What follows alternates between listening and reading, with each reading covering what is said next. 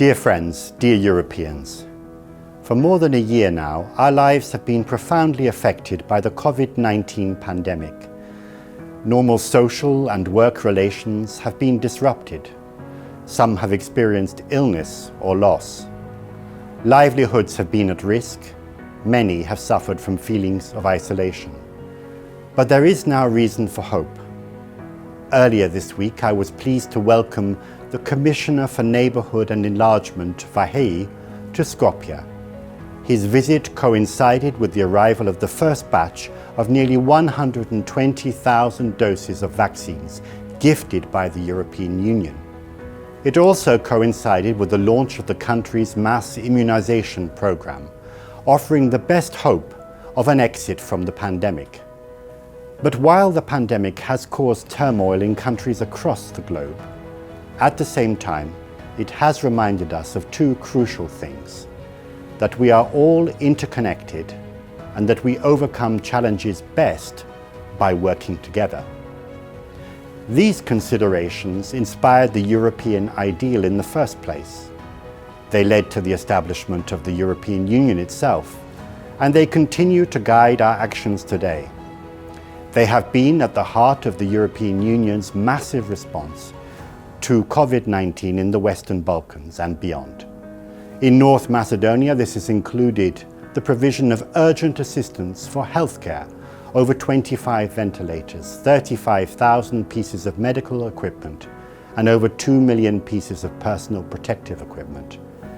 And 66 million in grants and 160 million euros in favourable loans to mitigate the social economic consequences of the pandemic and help save jobs.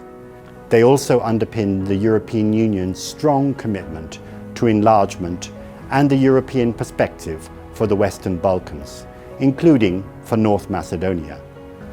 This is why the European Union remains a constant partner, supporting the country on its reform path, including through substantial financial and technical assistance.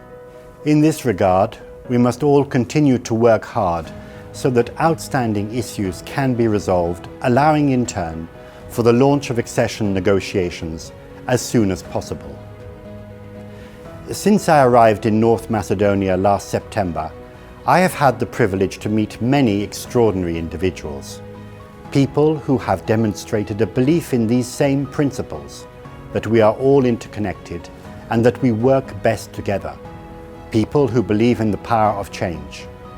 These include the doctors, nurses and support staff who have worked tirelessly to provide medical support during the pandemic, and professionals and ordinary citizens that step forward to do their part by producing protective materials, donating food and medicines, or by taking care of their neighbours in isolation.